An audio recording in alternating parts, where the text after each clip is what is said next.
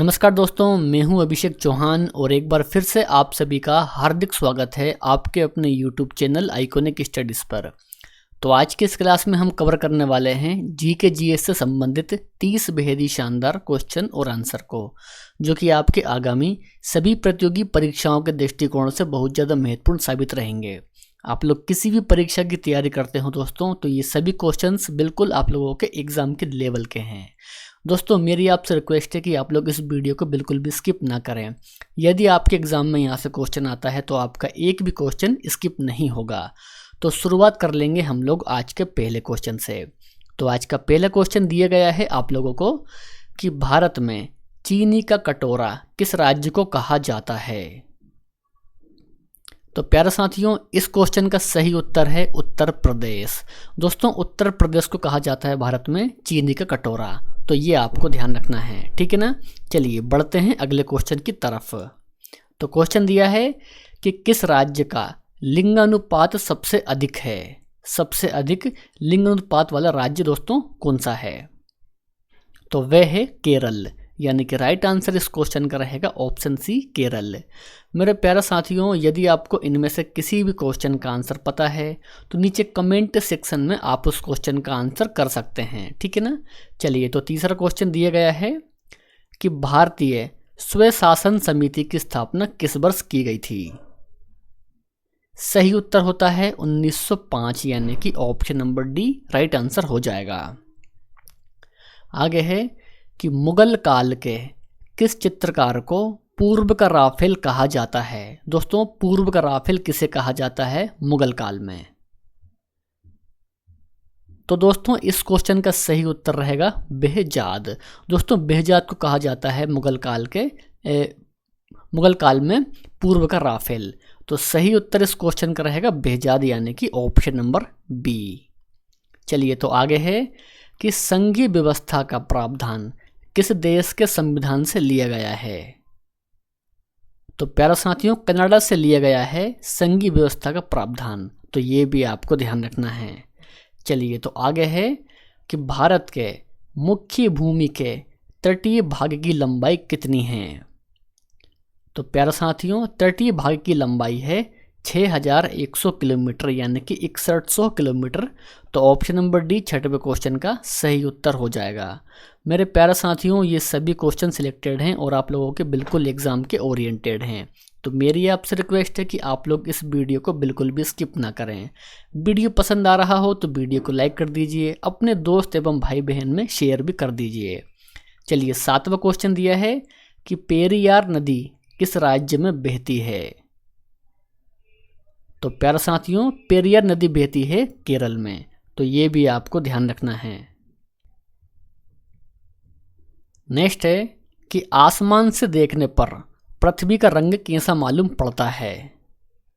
तो प्यारे साथियों, आसमान से देखने पर पृथ्वी का रंग मालूम पड़ता है नीला, यानी कि राइट आंसर इस क्वेश्चन का रहेगा नीला, यानी कि option number D.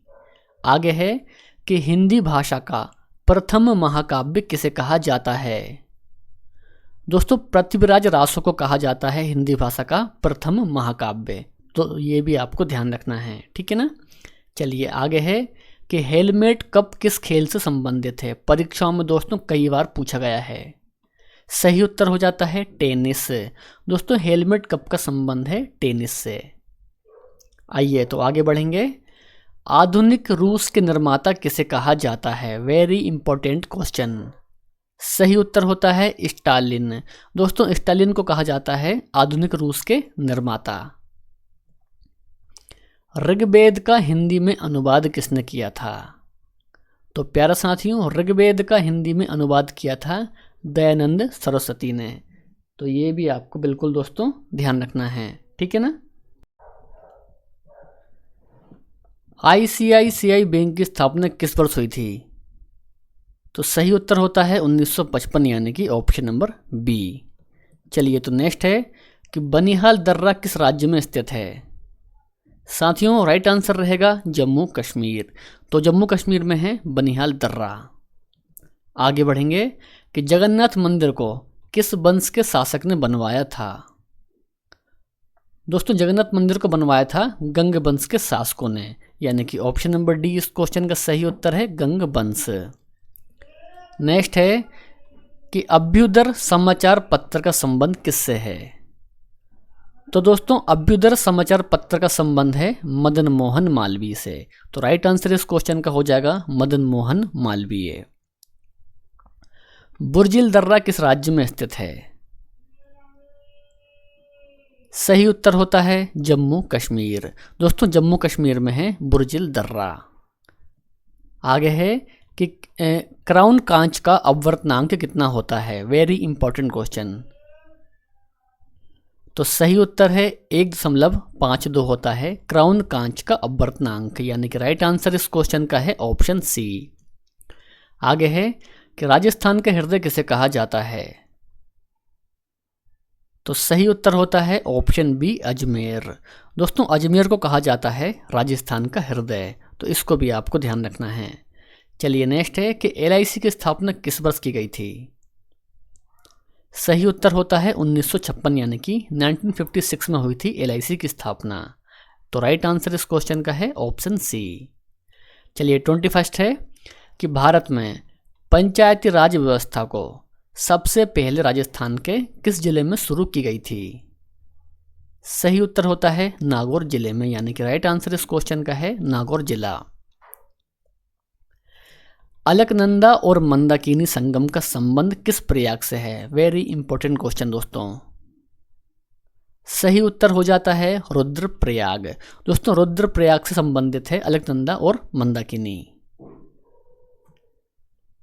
IDBI bank की स्थापना किस वर्ष की गई थी? सही उत्तर होता है 1964, यानी कि 1964 में की गई थी IDBI बैंक की स्थापना। आगे है कि भागीरथी और अलकनंदा का संबंध किस प्रयाग से है? सही उत्तर होता है देव प्रयाग से, यानी कि ऑप्शन नंबर ए। नेक्स्ट है कि भारत की संसदीय शासन व्यवस्था किस देश के अनुरूप है? सही उत्तर हो जाता है ब्रिटेन के। नेक्स्ट है कि UTI की स्थापना किस वर्ष की गई थी? तो राइट आंसर रहेगा इस क्वेश्चन का 1964, यानी कि 1964 में की गई थी UTI की स्थापना। इसको भी आपको ध्यान रखना है। आगे है कि 8 डिग्री चैनल किसके बीच में अवस्थित है? सही उत्तर होता है मालदीव व मिनिकॉय के बीच में अवस्थित है 8 डिग्री चैनल। तो दोस्तों ये भी आपको ध्यान रखना है, ऑप्शन बी सही उत्तर है। बोमडिला दर्रा किस राज्य में है? बोमडिला दर्रा। सही उत्तर होता है अरुणाचल प्रदेश में है बोमडिला दर्रा। भारतीय संविधान के किस अनुच्छेद को भारतीय संविधान की आत्मा कहा जाता है? तो प्यारा साथियों संविधान की आत्मा कहा जाता है अनुच्छेद 32 को। तो अनुच्छेद 32 इस क्वेश्चन का सही आंसर है, यानी कि ऑप्शन नंबर ए। नेक्स्ट है कि पाक स्ट्रेट किन के बीच में अवस्थित है? सही उत्तर होता है तमिलनाडु व श्रीलंका के बीच में अवस्थित है पाक स्ट्रेट, यानी कि ऑप्शन नंबर डी सही उत्तर है। चलिए और आज का टेस्ट क्वेश्चन आपको दिया है कि विश्व पर्यावरण संरक्षण दिवस कब मनाया जाता है?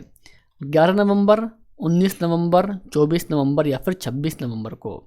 तो इस क्वेश्चन का सही आंसर क्या रहेगा तो वो आपको कमेंट करके बताना है। वीडियो पसंद आया हो तो लाइक करना है, अपने दोस्त और भाई बहन में शेयर भी करना है। तो मिलेंगे नेक्स्ट वीडियो में। जय हिंद, वंदे मातरम।